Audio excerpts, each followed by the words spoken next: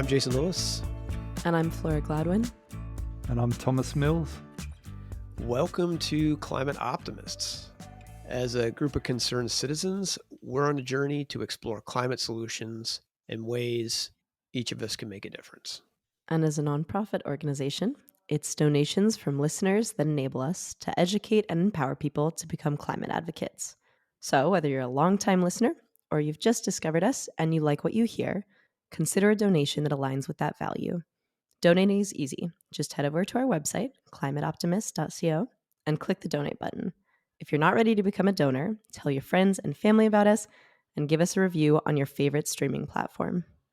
On a related topic, we want to hear from you. If you've taken action lately to help the climate, have new ideas, or even questions, drop us a note on our website or social media.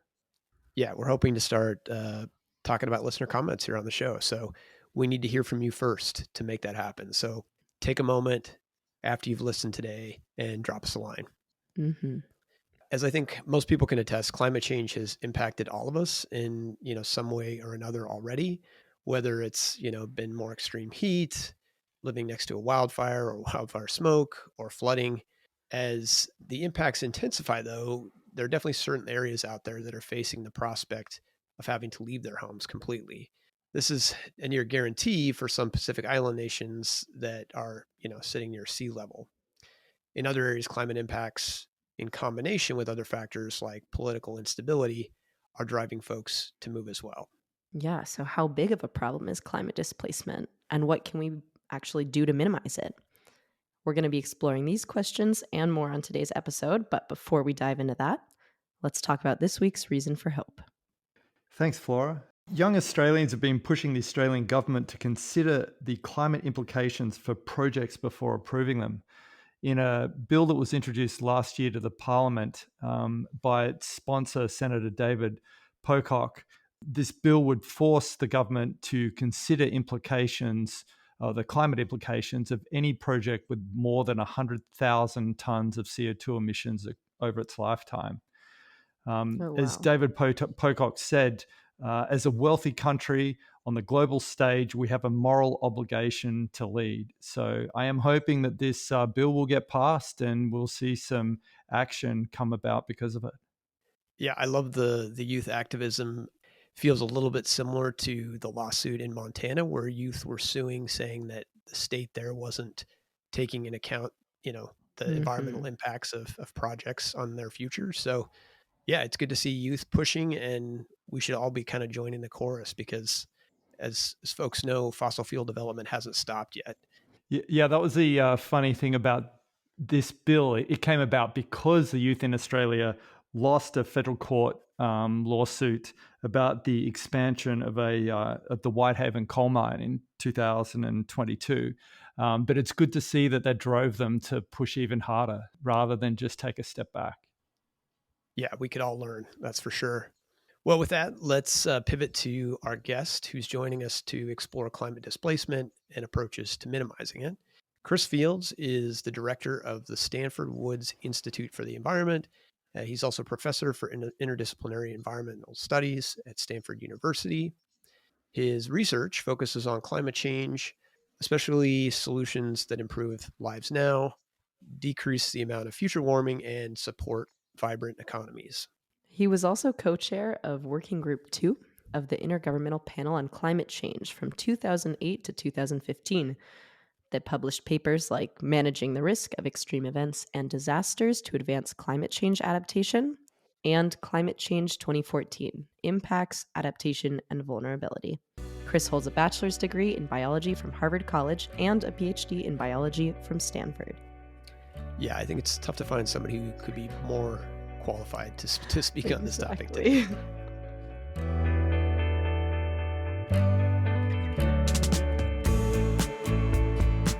Chris, welcome to Climate Optimists. Thank you, Jason. So we'll start you off with a basic question we do everybody. When it comes to efforts to address climate change, what makes you hopeful? There are really two things that make me optimistic about eventually dealing with the climate crisis. The first is that we really have made substantial progress.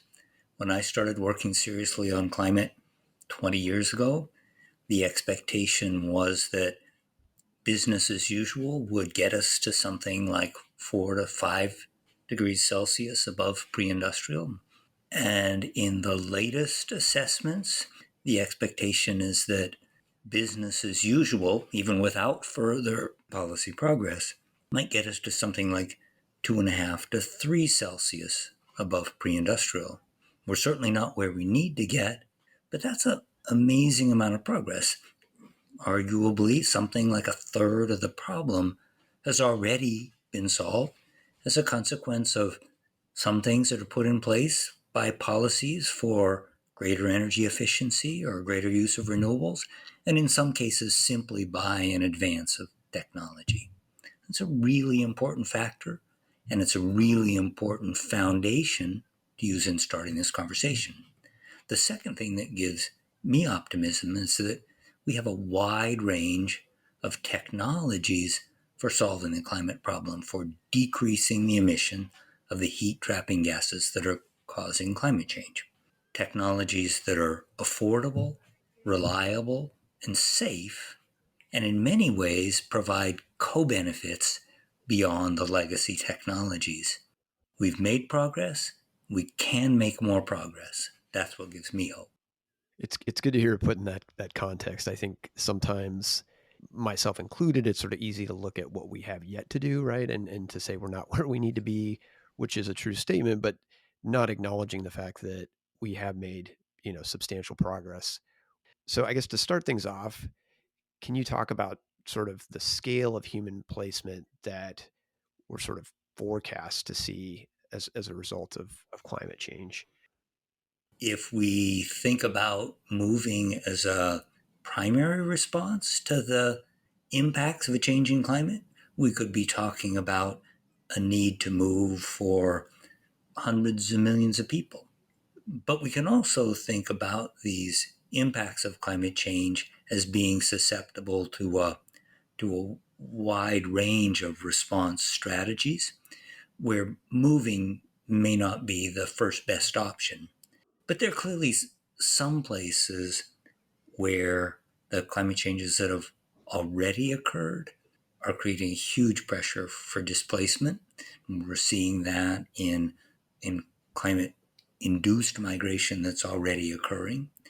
And it is already having a profound influence in coastal communities that are subject to increased flooding from sea level rise, which adds to the storm surge and tropical cyclone effects. Some places are driving displacement as a consequence of increased variability in climate and decreased ability to consistently grow crops. We're even beginning to see displacement as a result of areas that are simply so hot that normal lifestyles are difficult to maintain. So the pressures for displacement are diverse, but the set of responses that can come to play before displacement occurs are also diverse. Even for the most clear driver of displacement, a rising sea level, there's still a tremendous amount that could be done in order to make it practical and even attractive for people to stay in the places that they call home. Things like coastal protection, raising structures, moving houses or communities only a few feet sometimes can really increase the level of safety. So it sounds like, climate change already, the sort of the impacts we were seeing to date, are causing a certain amount of displacement. That displacement could get significantly larger. But as you point out, we really ought to look at it as, last resort, but, down the list in terms of options. How does sort of the level of warming kind of figure into that? It depends on how you think society evolves. You can look around the US today and see that many of our big population centers are in areas that are fundamentally inconsistent with supporting as many people as they have now in the absence of massive water redistribution efforts or massive deployment of air conditioning to make summer temperatures tolerable. And so when we look at areas that may be subject to pressures for displacement, we need to think about how that's realized in the context of how we respond. If we respond with ambitious deployment of protective mechanisms, then displacement may be really minimal. If we don't respond with any of those things, or if the impacts are occurring in parts of the world where the political and financial wherewithal aren't lined up to provide support, the displacement can really be substantial. If you look at the displacement that's occurring today, what you see is that in almost all cases, large-scale climate-influenced migration is also influenced by other factors, Right. by poor governance, by areas that are by being chronically impoverished. And in many cases, the pressures for displacement will evolve over a time span that's really consistent with the deployment of a wide range of protective measures, including measures that don't require a whole bunch of advanced technology. An example that we often use in the climate adaptation world is that Bangladesh, a very poor country, has done a spectacular job of protecting people from the effect of coastal cyclones with really basic technologies. Technologies that, for example, provide raised platforms for gathering livestock together, that provide a few structures where communities can gather that are protected from severe storm surge. We can provide really a lot of protection for a limited amount of money if we recognize what the problems are and get serious about solving them. Sure. Currently, what we're seeing is displacement from areas where little or nothing is being done to help people cope with the conditions they're experiencing. So would it be fair to say, in a sense, that first priority becomes making sure that those governments where you do have folks that are sort of more vulnerable and on the edge have the resources, financial, and otherwise, to help their population adapt? My greatest concern about our ability to deal with the climate crisis is that as climate change makes it more and more difficult for countries, especially poor countries, to have good governance and strong institutions, it becomes more and more challenging to put in place the kind of adaptation measures that we need. And it makes a total system failure, a failed state outcome, a more likely outcome. And I think that international assistance to help maintain the capacity of governments, whether they're at the local or the national scale, is a really, really important part of preventing the system from spinning out of control. Well, when we're kind of talking about let's say, avoiding human displacement, do you envision? I mean, I'm trying to wrap my head around, because it sounds like it'd be very complex. But what does sort of the planning process need to look like to help people kind of stay in the locations or stay in the places that they are today? One of the striking features of adaptation is that there are opportunities at almost every level. Many involve governments, and the benefits of stacking together lots of different adaptation options are often profound. If you think about climate displacement that is, for example, driven by drought, one set of options is to provide access to more drought resistant crop varieties. And there's been tremendous progress in that. The next series of interventions that really makes a difference is deployment of better tools for water management, and that can be wells for irrigation, reservoirs for water storage. At the next level, you can imagine that for areas that are too dry to consistently support agriculture, maybe there are other economic opportunities. But in almost every setting, you can think of a whole series of interventions that decrease the pressure for displacement.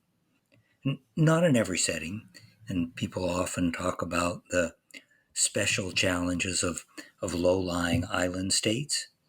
And for the people in those settings, the challenges are especially frustrating because the options for really staying in place in the context of a substantial sea level rise are very limited. So it's helpful to hear kind of your examples of kind of the layers of things one can do sort of in the context of drought and sea level. It's made me think, I mean, are there other sort of primary drivers of displacement that we ought to be thinking about in the context of climate change? So we're talking about sea level rise, talking about drought. I think at the beginning you mentioned heat. I guess what are those other potential drivers, and what kinds of um, examples have you are there for helping people stay in place? When I think about the kinds of climate related drivers that could cause very large scale displacement, the most important is probably coastal flooding. So many people live near coasts. Other kinds of flooding are potentially important. And of course, in the US, for example, many of the cases in which people file for FEMA flood insurance, for example, are from riverine flooding. So heavy precipitation and riverine flooding has caused a great deal of damage and a substantial amount of displacement. Drought can also be a really major driver of displacement. Risk of wildfire can be an important source of displacement. And in the western US, where we've had horrific catastrophic wildfires in the last few years, we've seen some immediate displacement as the fire advanced, but in many cases people haven't moved back after the fire is gone. So we've already seen some important wildfire displacement.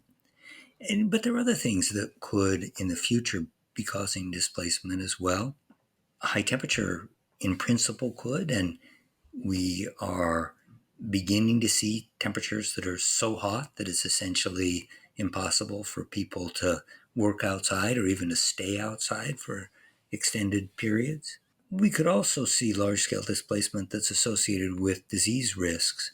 So there are lots of different kinds of potential pressures for displacement, and there are lots of different strategies for dealing with those.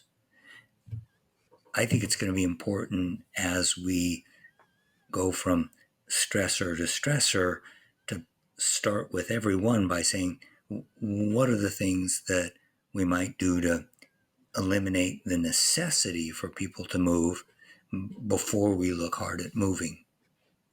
So it sounds like a multitude of drivers. I mean, if I'm a local elected official or even, state or beyond, is there a framework or a way to kind of think about these challenges on the horizon and to be able to prepare in a way that's strategic?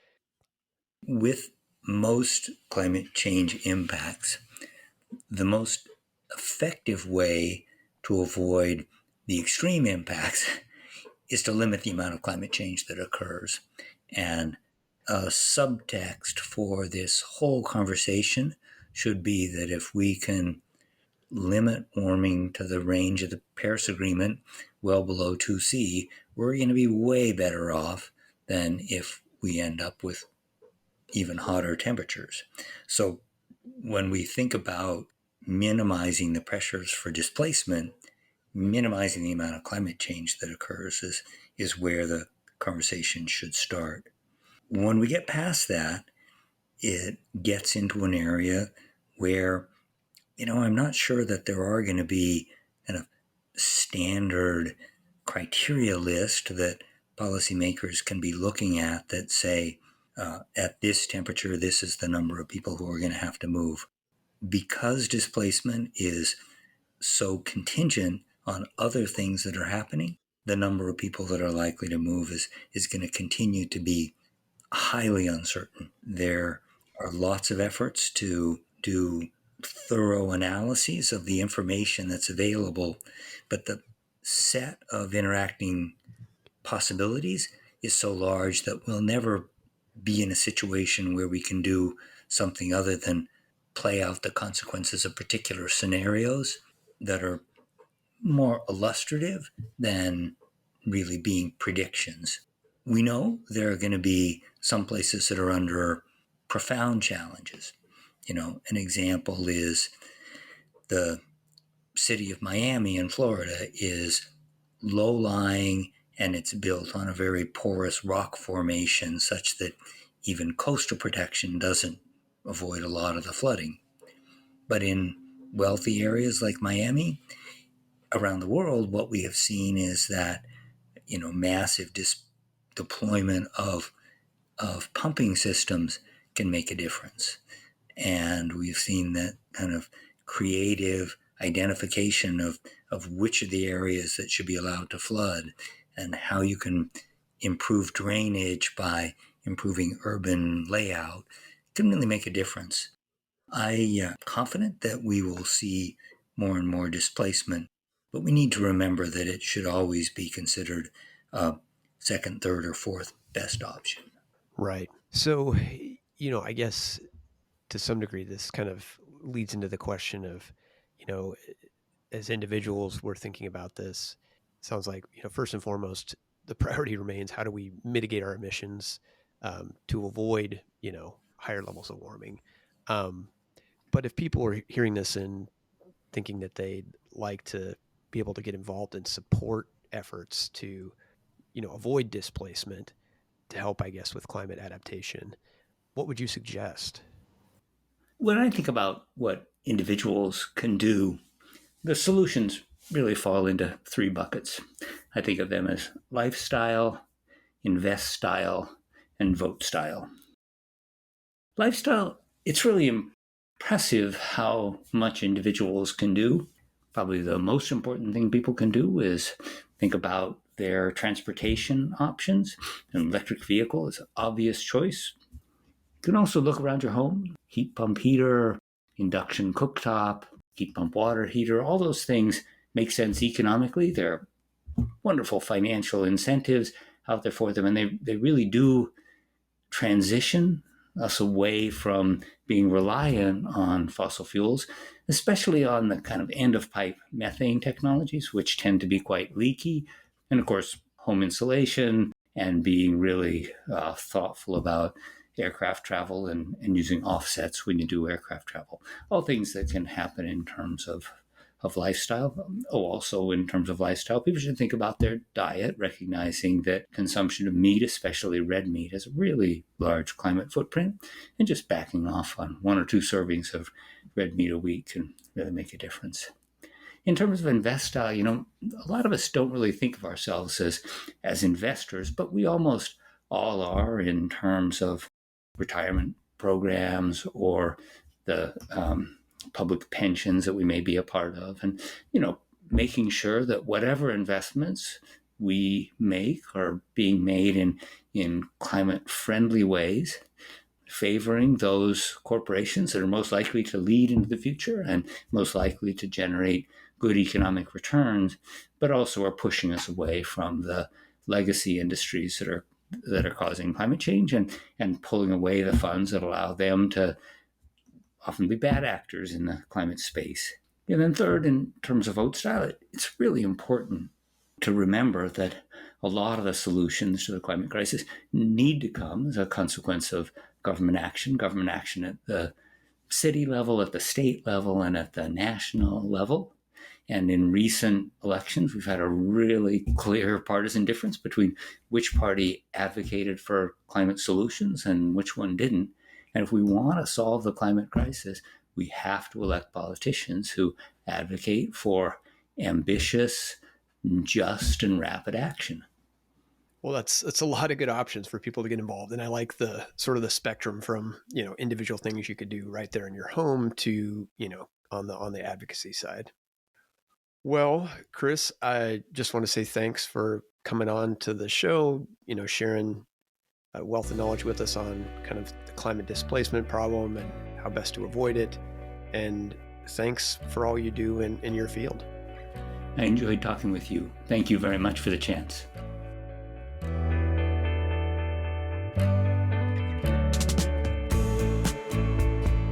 Well, Flora, Thomas, what did you think of the interview with Chris? Oh my gosh, I thought he did a really great job. I feel like I learned a ton. And I was kind of looking afterwards, and honestly, it's impressive that he did what he did with as few statistics are really out there.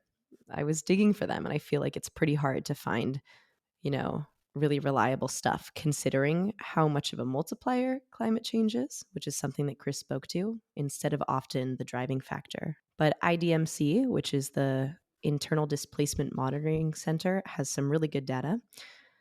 They found that in 2022, natural disasters were the catalyst for 32.6 million internal displacements. So that migration that's happening within a country. Wow. And of that 32.6 million, I know, 98% was due to weather related disasters like floods, storms, wildfires, drought, all those things that we know are made far, far worse and far, far more frequent by climate change. That's massive. And Mhm, it's crazy mhm. to hear that 98% of them are weather related. I mean, we know that not every weather event can obviously be, attributed to climate change, but we know, to your point, that climate change is making, almost all natural disasters, weather related, worse. Yeah, absolutely. I also found when I was looking into that countries like Pakistan, Philippines, China, India, and Nigeria were those that saw the most internal displacement, which I thought was just another great reminder of the fact that climate change is, like Chris said, and I just stated, a multiplier. It's something that exacerbates issues that often are, already teetering on the edge, from government and economic instability to food security, job security, and more.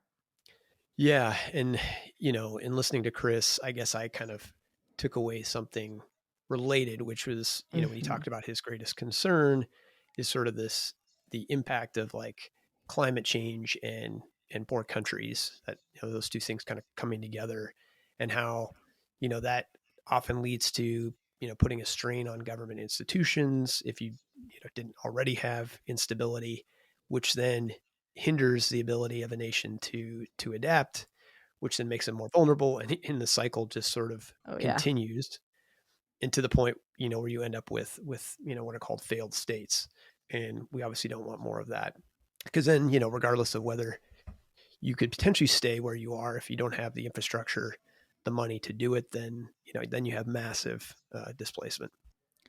And I think it's also important to keep in mind that in a lot of these regions in the world that we've been discussing, we've sort of reached our carrying capacity. And if you look Mm. back at funding for family planning globally that had come from the US, up until the Trump administration, that had steadily risen to about $600 million a year. The Biden administration has reinstated that funding, which I think is really important for these regions of the world that have been pushed by climate change. Yeah, I completely agree. Many women in the world, many millions, still don't, have access to family planning, and so yeah, I think it's the least we could do to help out. I guess in that same vein, there are a couple like very good sort of indices out there that look at which nations are kind of the most vulnerable or least ready to deal with climate change. And maybe not surprisingly, a lot of those you could find in Africa, the Middle East, in island nations. And yeah, I think it is really this sort of these series of factors that come together, and where climate change just really exacerbates, as Flora said. You can take an area like Somalia.